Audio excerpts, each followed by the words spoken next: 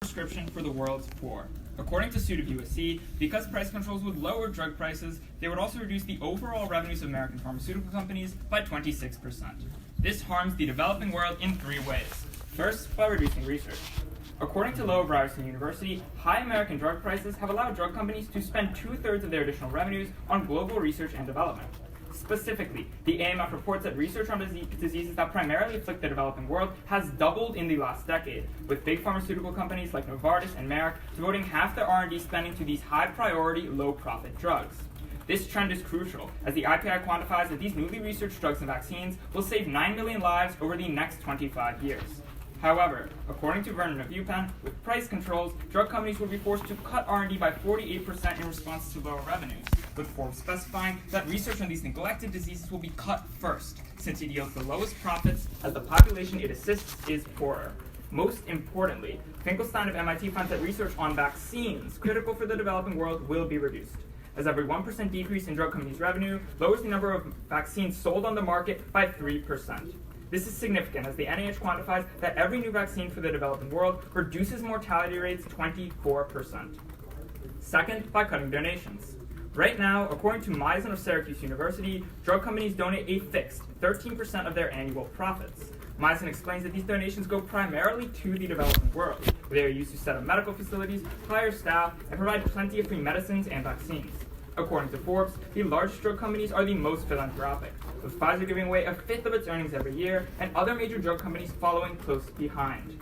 These donations are meaningful, as just last year, Pfizer alone sent tens of millions of free prescriptions to the developing world, allowing 248 million people to have access to essential medicines. Haque of the University of Malaysia furthers that poor countries depend on these donations, with 20% of their state-run health facilities receiving all their medicine from them.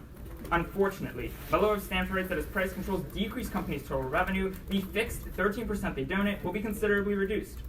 Third, by decreasing affordability. According to Commodore of UCLA, high drug prices in the US subsidize low drug prices in the developing world. This is because drug sales in the American market alone generate enough profit to allow companies to charge low humanitarian prices in poorer countries. This practice is known as tiered pricing, and has seen widespread adoption in the pharma industry, as most companies are willing to sacrifice some profit to improve their image and give impoverished populations access to otherwise expensive medicines. Commodore quantifies that due to high American prices, developing countries pay just 3% of what America pays for essential medicines, and less than 20% for all other prescription drugs. Thus, the IEA finds that overall, tiered pricing increases global access to drugs by 4 to 7 times.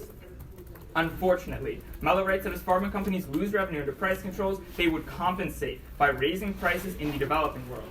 The IEA reports that if drug companies sought to raise revenues by just charging the price that would allow them to break even in the developing world, global access to drugs will decrease by 23%.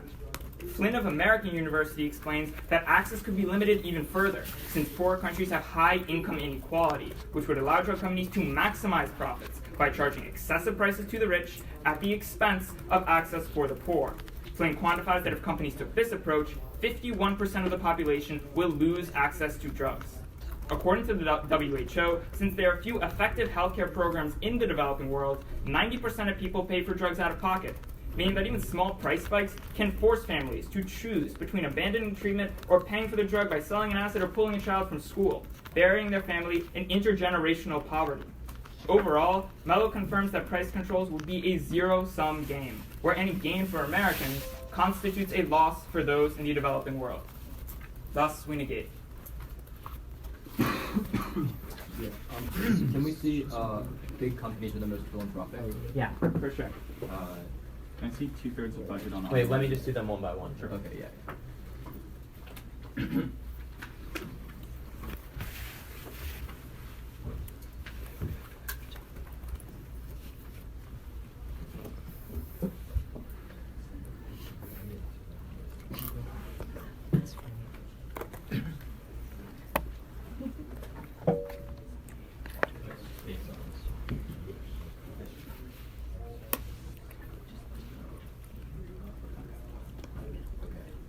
Okay, cool. Yeah, that's fine. So can I just see low, high prices equal 2/3 R&D? Okay, wait, one more. Yeah, one more. Okay. Yeah, just low.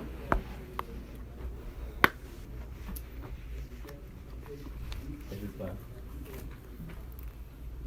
Thanks. Starting prep.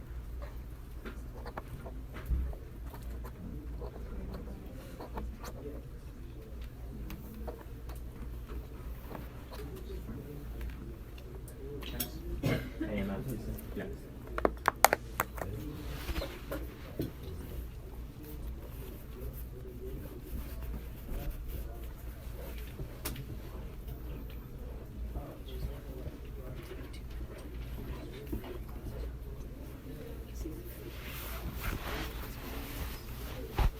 I mean, they're different parts of well, but it's these three parts. Which one is this? Well, I mean not well, AMF. Okay. Yeah.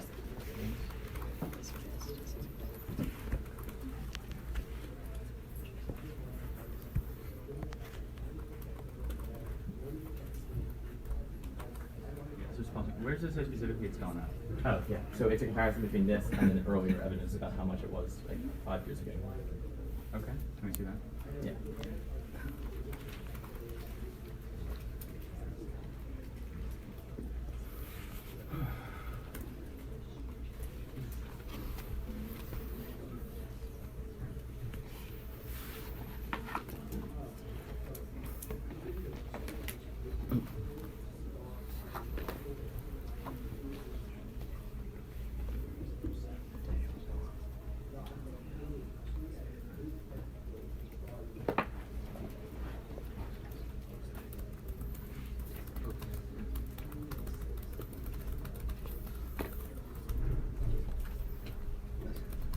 All right, and then just the last one, IPR 9 million lives. Yeah. IPI. Yeah.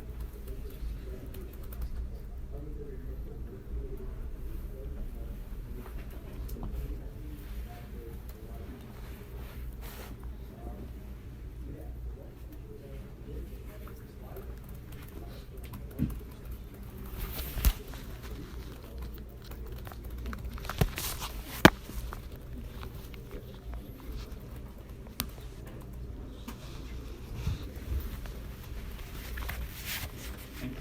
About a minute 20 left.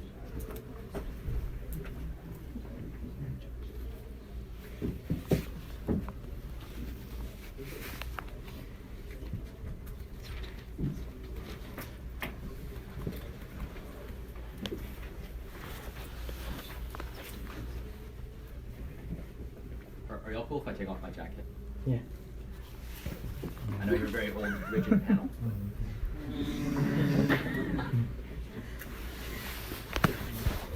I'm taking your seat. Oh, too bad there aren't. Yay! Give me a 20.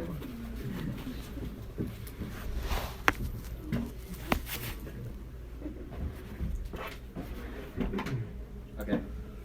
Everyone good? Yeah. We affirm, and our sole contention is reducing drug prices. Americans pay unreasonably high prices for their medicines, much higher than citizens in other countries. Across a variety of different healthcare systems, Herschler of Reuters reports in 2014 that U.S. prices for the world's top 20 selling medicines are on average 3 times higher than in Britain, 6 times higher than Brazil, and 16 times higher than in India. They go the New York Times further in 2016, we pay roughly twice as much for our drugs as the average for other wealthy countries. This additional cost is not associated with better care. We are just paying more for the same drugs.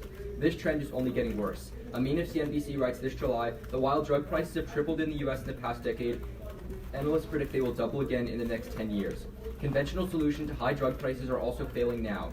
Bayer of UC Hastings College writes in 2017, when drug patents expire after 20 years, drug manufacturers should be able to produce generic drugs at a lower cost. However, the number of drugs coming off patent is decreasing at a rapid rate, 41% lower than in 2016. This is because companies are using more measures to prevent losing their patents, including paying generic companies not to copy their drugs and securing dozens of patents for their drugs so they won't expire. While Americans need to use the same drugs as the rest of the world, the U.S. government has no way of keeping the cost of those drugs in check. Herschler furthers, the U.S., which leaves pricing directly to market competition, has higher drug prices than other countries where governments directly or indirectly control medical costs. The simple solution would be to impose price controls on prescription drugs, just like how every other country does. This would ensure that every citizen has access to proper medication. Cliff of Vox explains in 2018, other countries regulate the price of drugs because they see them as a public utility. Countries like Australia, Canada, and Britain don't regulate the price of drugs of other things that consumers buy, like computers or clothing, but they've made the decision to regulate the price of drugs to ensure that medical treatment remains affordable for all citizens regardless of income. Lowering drug prices will help combat two serious issues that Americans face, and the first is the opioid epidemic. Gibson of CBS News reports in 2018, as the opioid epidemic continues to kill tens of thousands of Americans each year, the drug naloxone, which reverses the effects of an overdose, has proved invaluable in preventing overdose-related deaths. However, prices have risen more than 50%, and driving that is a surge in overdoses that's boosting demand for naloxone and a dearth of federal rules that could limit price increases. As a result, consumers cannot afford and are not buying the drug. Wood of Harvard Medical School estimates in 2018, in the midst of the epidemic, sales of naloxone increased from 2.8 million annually to only 3.2 million from 2009 to 2015, showing that those most at risk cannot afford this life-saving drug. Lack of access to naloxone has deadly consequences, as Gibson writes that drug overdoses killed a record 72,000 Americans in 2017, up 10% from the previous year. Naloxone is crucial, as overdoses often act far too quickly for a hospital. In the case of heroin, De-Addiction Centers reports the body quite literally forgets to breathe and deprives itself of oxygen, killing the user within a matter of 5 minutes, far before an ambulance could arrive. Second is the non-adherence epidemic. High drug prices have made life-saving medications inaccessible for many Americans. Bornstein 15 reports in the New York Times that 1 in 4 American adults, perhaps 50 million people, fail to fill a prescription they needed because of cost. Even when they do take the drug, patients take less than the prescribed dosage, which renders them less effective. This has disastrous effects on public health. Brody of the New York Times writes in 2018, there's an out-of-control epidemic in the U.S. that affects more people than any disease. This crisis, non-adherence to prescription medications largely because of cost, is estimated to cause approximately 125,000 deaths per year.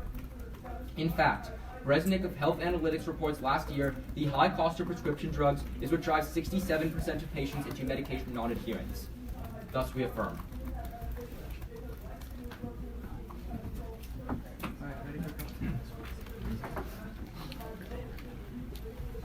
Would someone mind closing the door? Because I think there's other rounds. It's this Oh. I don't think it'll make a difference. Okay. Some ambient debate. All right. Is it? Okay. Ready? I was gonna message them to check. Cool. In the middle of their speech. All right. So my first question is there any way your case can link into the developing world? Yeah. How?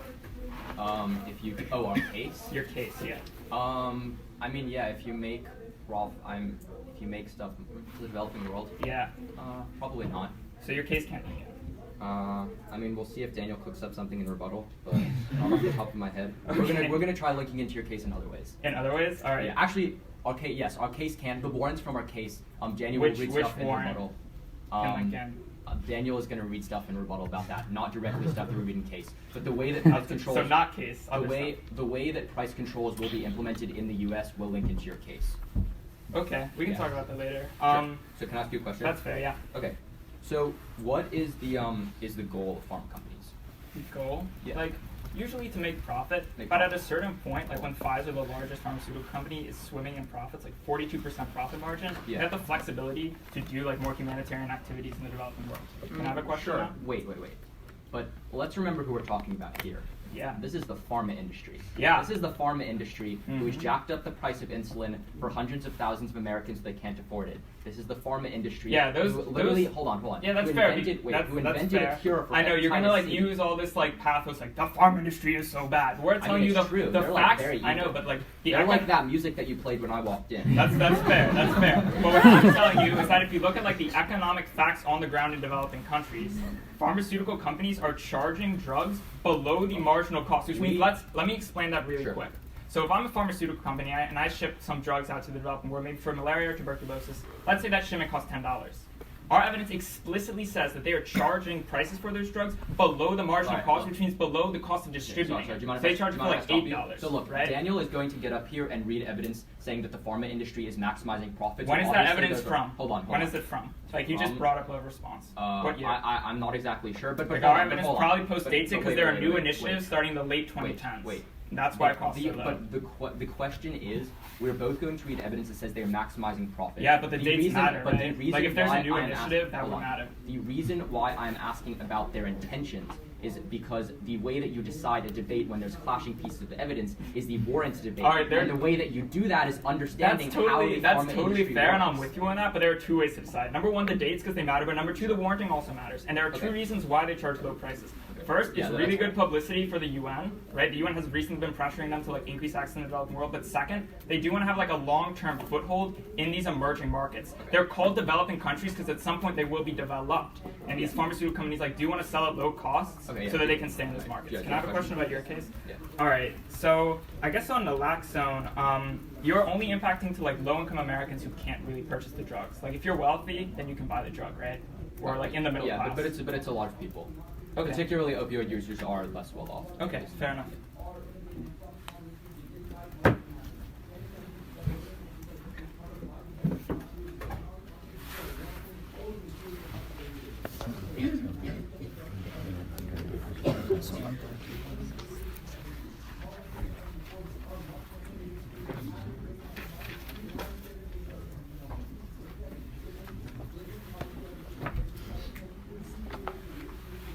All right. So I'm going to start off on weighing.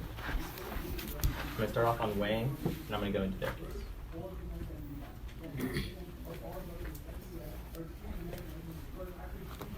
Okay. Start off on weighing. This resolution asks us not what America would do, but what America should do. When we contend America ought to take a paradigm of global altruism, helping those that need it most, we say that's the developing world for 3 reasons. 1, because pharmaceuticals matter a lot more to them, because they're less likely to have access to doctors, health clinics, and other means of treatment. That's why Johnson of the Washington Post finds that 67% of health spending in the developing world is on pharmaceuticals compared to 10% in America. 2nd, because people in the developing world are far less likely to live in countries with good government health insurance programs. That's why 90% of them are paying out of pocket for all of their drugs compared to 9% in America. So the list price of a drug matters a lot more if you're paying all of it. But third of all, because they're simply poor. Every $1 increase or decrease in cost matters a lot more if you're making $1 a day rather than $8 an hour. But then, go to their case. They tell you there are a lot of differentials in pricing where the U.S. pays a lot more than other countries. They name like Brazil and other somewhat poorer countries. We're going to tell you in this round that these differentials are good because American consumers comparatively are better off than the other people who are getting lower prices. But then, they tell you that like patents are expiring and that patents are not expiring and that they're instead renewing these patents such that they can continue to have monopolies such that drug prices are driven up. But according to Brendan of the RF, there's a 2013 Supreme Court decision that rules against their ability to be able to pay off other generic companies to delay their patents. And as such, since 2013, this kind of practice has been cut in half. But then second of all, NPR tells you they're hitting a patent cliff, whereby soon 45% of their drugs are going to go off patent in the pharmaceutical industry, and as such, generics will be entering the market. So we tell you the status quo is trending towards lower prices. But regardless, start off on their point about opioids. First of all, according to Business Insider, the list price of naloxone is not as important as how people are actually accessing it. Because, for example, Calio, a company that produces it, has donated 150,000 of them to hospitals, EMTs, and community organizations. And ADAPT has donated 50,000 of them to these organizations and given an unlimited amount for free to schools. And further all these community organizations like hospitals, EMTs, who are distributing the drugs to low-income Americans get it for half the price. But then second of all, when someone, according to Business Insider again, when someone who is poor wants to get this drug, they have now made it this year free for anyone under $100,000. A $0 copay if you have insurance and free if you don't have insurance. So access to this drug is very high in the status quo. But then third, according to Wood of Harvard, there is now a generic version that is just $12. The thing that's expensive is the technology, an expensive delivery device that makes the drug thousands of dollars, but the actual drug that you'd be driving down the price of is just $12 right now. But then third of all, you're going to turn it. Because according to Business Insider, it's very expensive to produce, whereby there's only one manufacturer. But according to Dinner's team, the ACSH, price controls drive down the profit margins of makers such that they exit the market to make more profitable drugs. And because naloxone is so expensive to make and they want to get a $12 profit at the end of the day, we tell you that it's going to cause shortages. And as such, Science Magazine tells you there's already been one shortage of this drug this year. So we tell you that they're actually limiting access. But finally, on the impact level, according to Wiener of Harvard, because naloxone does not fundamentally cure addiction, people continue to abuse the drug after they get revived. And as such, 51.4% of people who are revived via naloxone end up dead in 1 month. Therefore, their impact is severely mitigated. But then, go to their point where they tell you they're going to decrease non-adherence. First of all, according to Weingarten of Forbes, 90% 90% of American drug prescriptions are generics, which are 85% cheaper than brand name drugs, which means in the status quo, comparatively, there is relatively good access to drugs for the American poor. But then further, according to the GAO, prices are being driven down for generics specifically, 59% in the last year, with companies planning to drive down prices 75% cheaper specifically for low-income Americans, with Walmart making all generic prescriptions just $4 and other chains like CVS and Target following. But then further, Janssen of Wharton tells you that insurance covers 85% of drug costs. And remember, 92% of Americans currently have insurance. That's just compared to just 10% in the developing world. And then finally, they tell you 67% of non-adherence is due to cost. But we tell you with NPR, which is a much better study, which analyzes both physicians and actual people, tells you that 10% of non-adherence is due to cost, so don't give them as big of an impact. Thus, we urge you to negate. Can I see first UN is pressuring pharma companies? We haven't read that in the speech yet, so like when we do. Well, in rebuttal you said the UN is pressuring pharma. Or yeah, could I see that? That was crossfire. When we read it in the speech, we'll show it to you. Well, I feel like that'd be relevant for my rebuttal. Is that okay? Like sure. Yeah.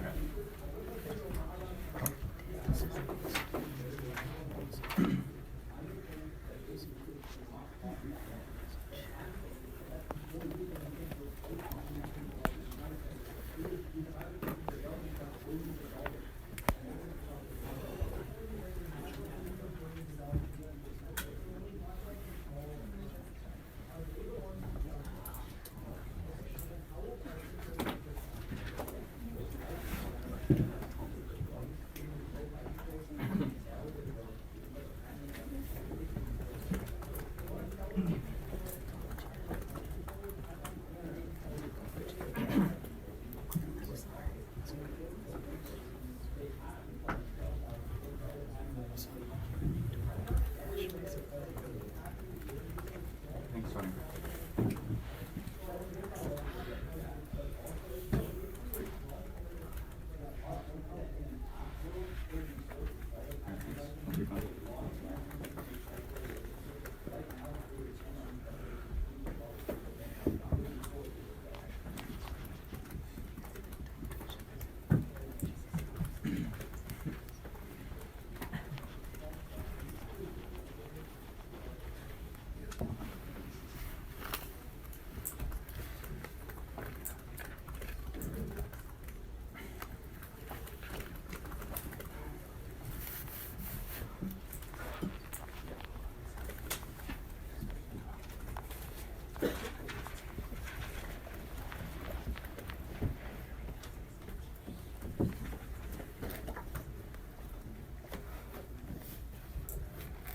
Alright, is everyone ready?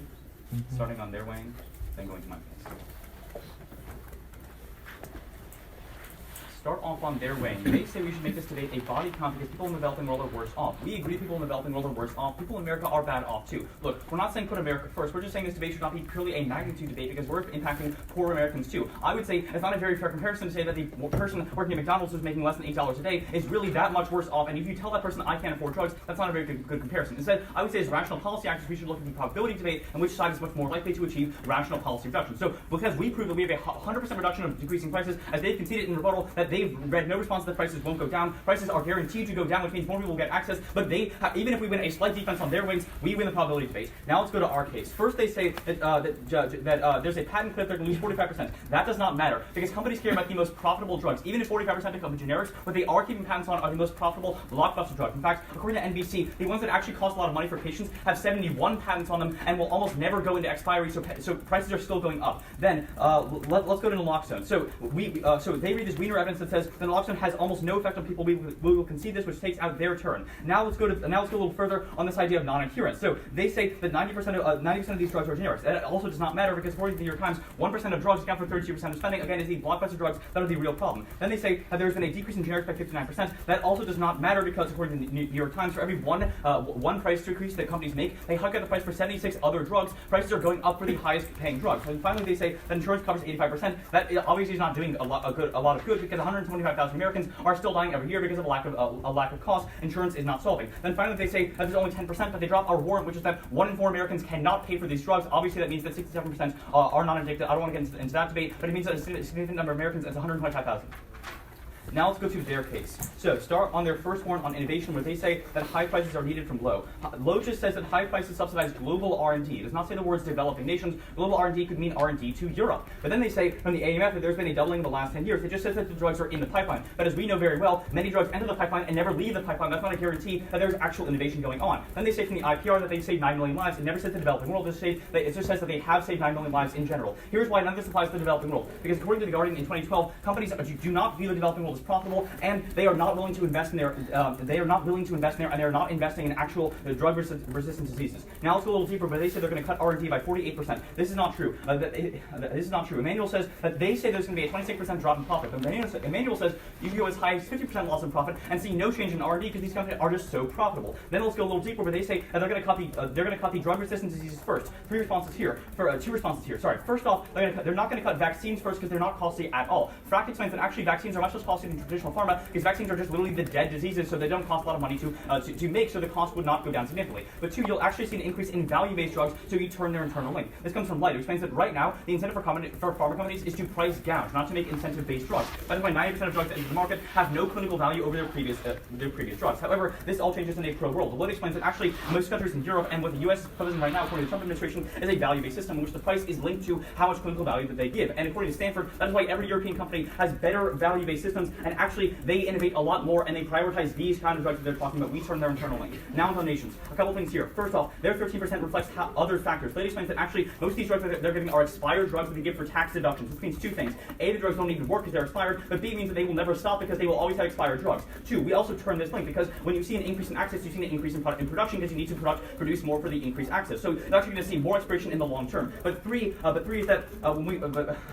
now finally, but three, they consider that companies are profit maximizing. But Perkins explains that they are also profit maximizing because of a fiduciary duty. This means they will always give drugs to the developing world. But then let's go to their final link. Then they say that they're having low prices. Two responses. First, they're not low enough. UPenn explains that even though they're giving as low as $10, most countries only have a $3 budget per day, which means that it's still not accessible. But two, because they're profit maximizing, they would never stop the strategy. As they can see in Crossfire, they know that it is profitable for them to invest, which means that they will always invest right now. They say that they're giving them at a discount rate, but that makes no logical sense. Obviously, it is profitable for these companies right now, and there's no point in time in Crossfire. That means that they will never stop. They will never stop doing these drugs. Thank you. Okay. You ready for Crossfire? Mm-hmm.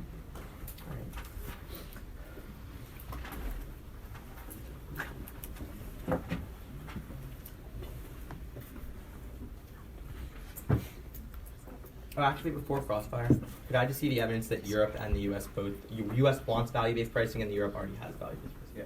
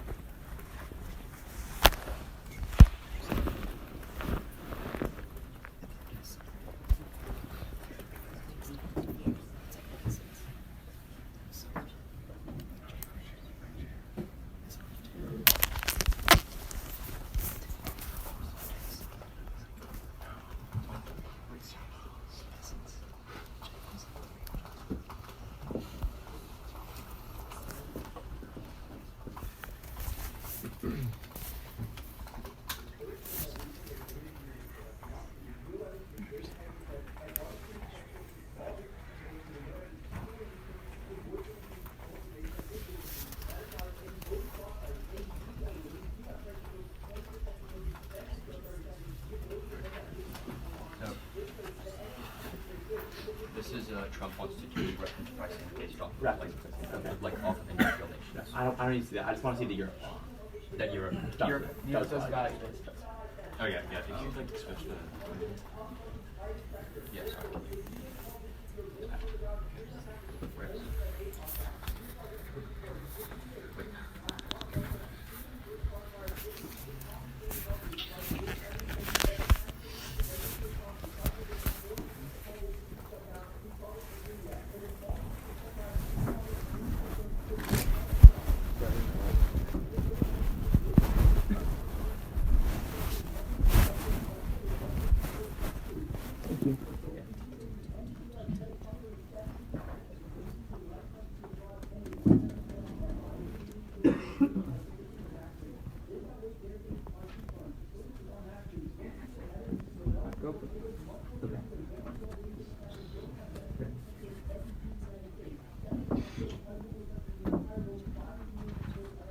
first question. Mhm.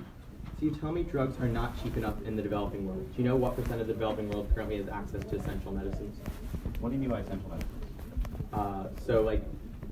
Essential medicines meaning the most important drugs that they need to treat their particular condition. As in, someone who has malaria would need a drug to treat that malaria. Someone who has tuberculosis would need some kind of drug to treat that tuberculosis. What percent of the developing world can afford drugs? Wait, just to clarify, I will answer that. But we're talking about diseases, right? So malaria, Yeah. other tropical resistant diseases, right? Right. That's the biggest killer in the developing world. Yes, absolutely. 50% of their Okay. disease burden, which is one reason why a lot of your terms don't apply, because most of the disease burden in the developing world is different than America. So even if they create better drugs for America, Well, so it doesn't yeah, spill we over can to get the into that. developing world. That's a different thing. But Okay, but our evidence my indicates- specific question is, Yeah, sure. how much of the developing world has access to drugs? The drugs they Our evidence indicates that the prices are not low enough for most. right, people to but access. so I'm asking how many have access?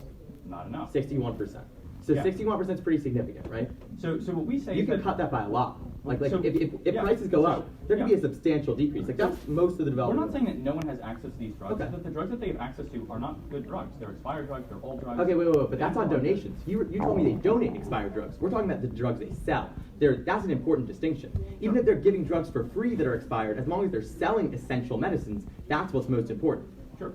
And as long as those essential medicines are cheap, Well, then but they have access. what we say is that A, most of these are expired, and B, Now, do if you they- have any evidence that the drugs they're selling are expired? You read the drugs they're No, donating I read are from The expired. Guardian that these companies have no incentive to sell them. That they They have claim no that they're incentive to sell researching- them? They're researching into things like malaria, but because Oh, they- yes, it's yes. We're possible, not talking they're about not research, doing though. it. We're not talking about research. You're saying they're not doing additional research on these drugs. We're telling you that there are already a lot of really important drugs they've created. For example, current malaria medicines save 3 million lives every year. So, just because they're not doing additional research, as long as there are essential we have evidence that they're doing it, but regardless, as long as they already have essential medicines that save millions of lives and most people have access, if prices go up, less people have access. So why would they stop selling this medicine?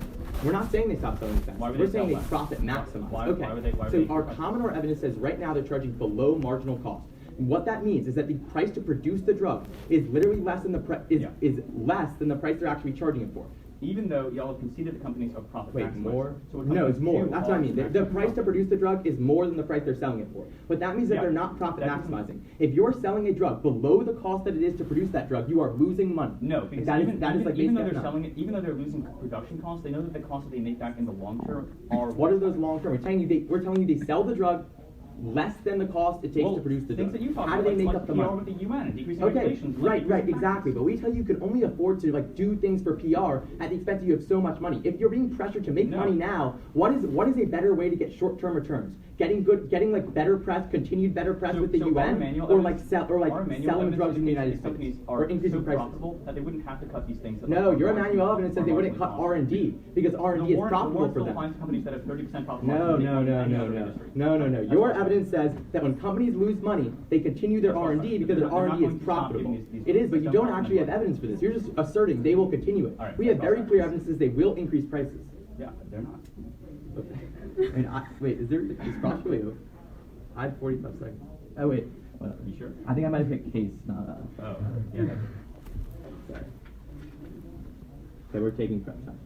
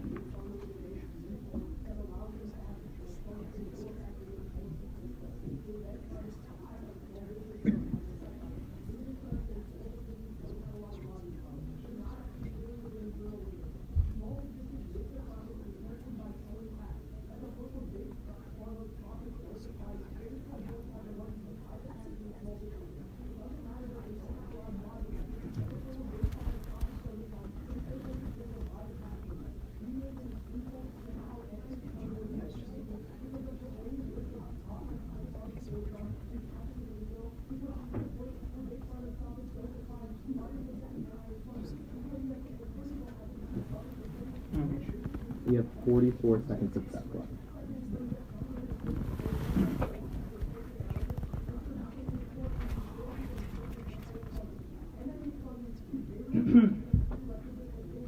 All right. Is the pro ready? Yeah? Judges?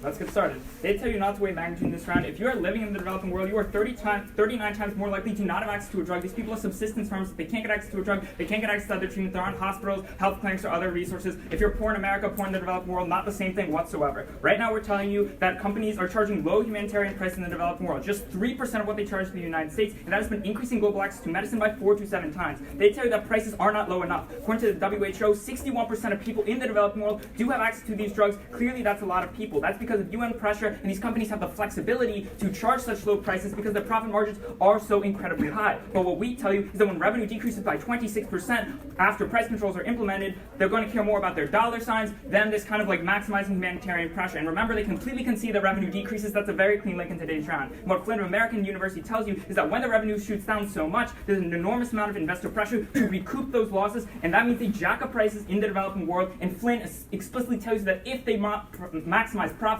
access will decrease by 51%, the cleanest impact in today's round for 3 reasons. First, on scope, we're affecting tens of millions of the most vulnerable people in the developing world. Second, on magnitude, if these people cannot access drugs, since they cannot go to hospitals, health clinics, or doctors, they have to face their condition, they might die. And third, prices is a prerequisite to innovation. At the point where prices are shooting up and access is shooting down, it doesn't matter if they innovate a lot with value-based, people still can't afford the medicine. But let's go on to value-based. What we tell you is that Trump actually wants reference-based pricing, not value-based pricing. Reference-based pricing for Europe, but only 2 countries in Europe have a value-based system, which means we're probably just going to like set reference prices, not value-based prices. But second, all the innovation that they would do would just be for America, not the developing world, because they tell you themselves it's not profitable to innovate for the developing world. Now to expired drugs. The WHO tells you that guidelines that say you cannot donate expired drugs have been in compliance 95% of the time. We're not donating these expired drugs at all. In fact, malaria donations have been saving 3 million lives every single year. On defense, they concede their naloxone, and they do not respond to the fact that discount programs by like places like Walmart, pharmacies, have been decreasing the price of generic drugs by 75%, and 45% of the largest, most blockbuster drugs are coming off a patent in the next year. They just tell you they're not the most profitable, no real good warranting there or evidence. For these reasons, we strongly urge you negate. To negate.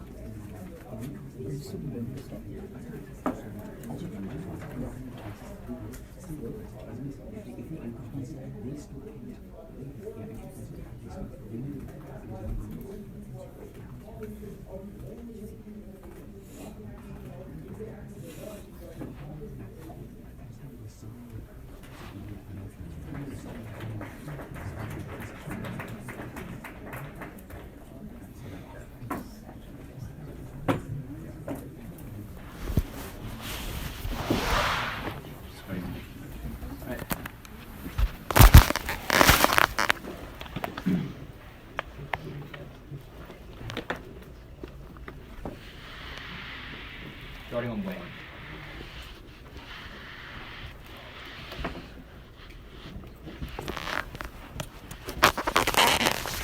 They say it's bad to be poor in the developing world, but guess what? It's also really bad to be poor in America. If I'm a poor American, I still can't have access to drugs with life-saving medicines. I still live in very dire poverty. But the really crucial piece of weight that they drop is the meta-weighing on probability, which Daniel does. What they concede is that when there are price controls, the price of drugs will definitely go down. There's a 100% probability. That means that our evidence, it tells us, is the only one that gives you a 100% probability of expanding access of pharmaceuticals.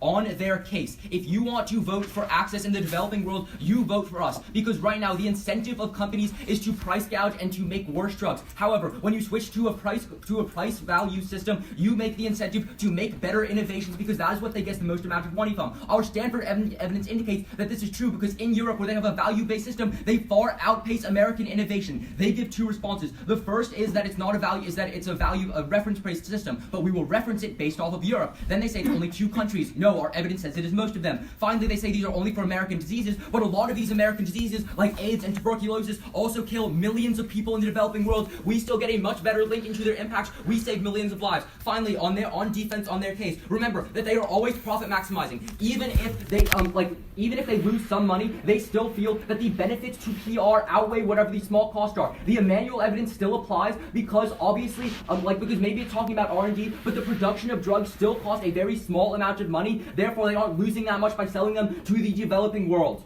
Let's go back to our case. What we tell you is that the price of drugs is far too high right now. Americans pay 2 times higher than the rest of the world. The reason why that is so crucial because at the bottom of case, our evidence indicates that 25% of Americans can't pay for their drugs, and as a result, 125,000 people die each year. First, they say most drugs are generic, but remember, it is the expensive ones that stay in patent. They say, well, drugs are leaving patent. That is just not true. Remember Bernstein, which goes dropped, which is spending on the top 1% of drugs, accounts for 32% of all spending, and the warranting is clear, because when I have a life-saving drug, I want to continually extend patents. They do that by paying generic companies so that it can keep high profits. That is why these drugs do not become affordable, and that is why you price out Americans, and that is why we affirm.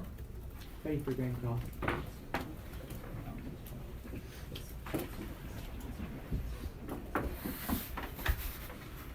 Okay, you ready?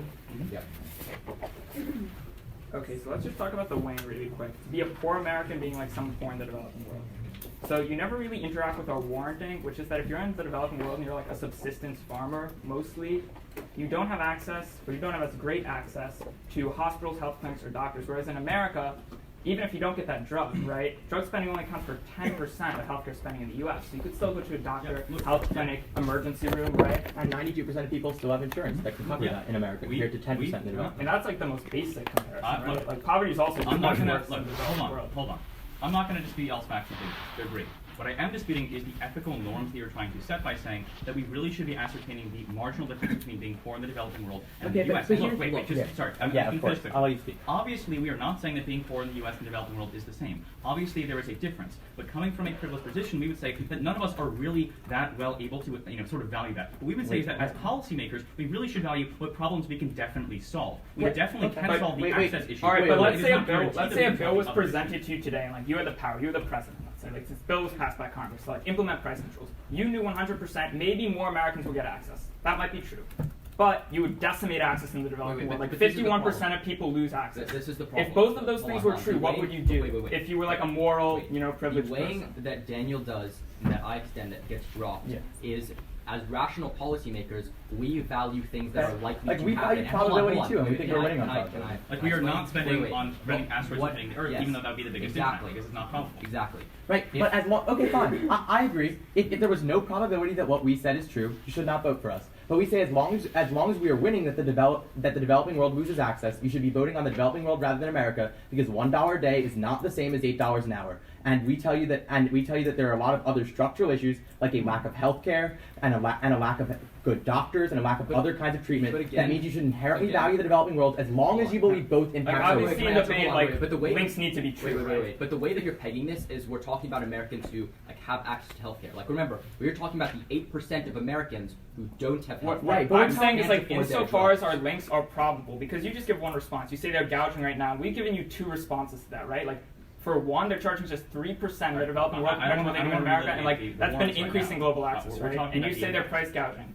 That's your only response to say our link isn't probable. Hold on. I'm so not if we I'm not trying to relitigate more. Sure. We're talking about weighing. That's okay. You always want to you're going to pass what you think you have the highest chance of solving. No policymaker would be like, well, sure, I would have this great impact on. I understand, but what I'm saying is at the end of the day, I'm saying weighing has to be okay. I understand. Well, probability is obviously important, but we're saying if you believe both sides have on their impact, you then have to default to which impact is more important. And you cannot possibly say that the subsistence farmers in the developing world have the same access to medical care than the 8% of Americans who don't have insurance. We are not. We are just saying that the likelihood of your impact is much less than the likelihood of our impact. Okay, Okay, that's fine. And we're going to take the rest of our time.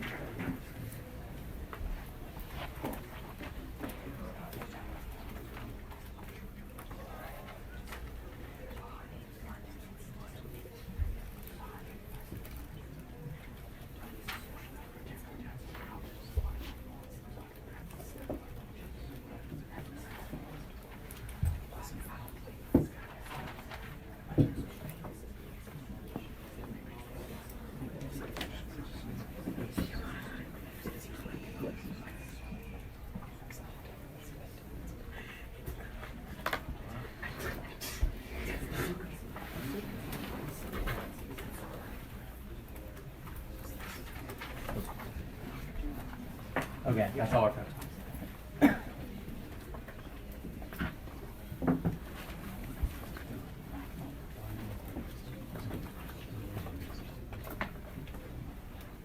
Will opponents ready?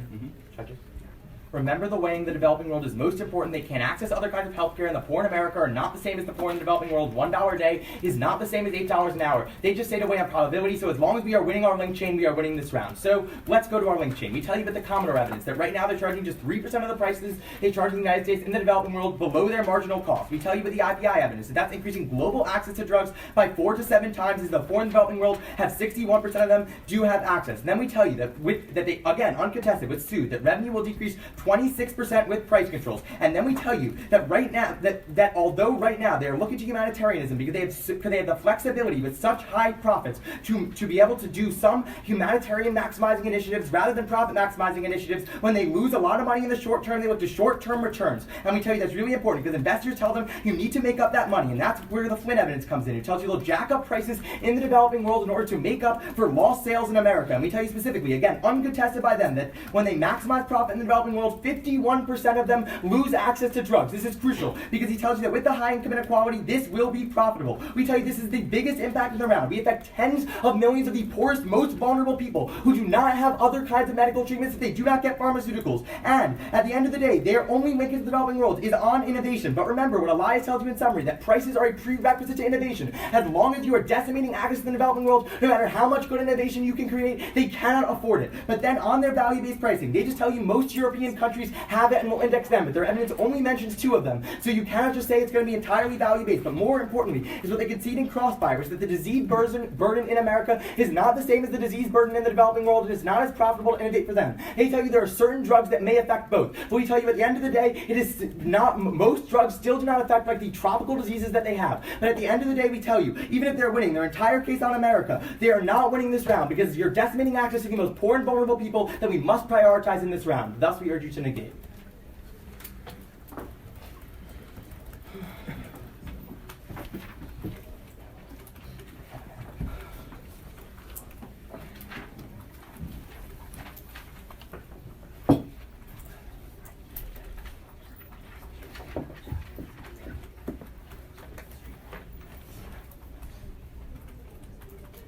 All right. Is everyone ready? Starting on Wayne.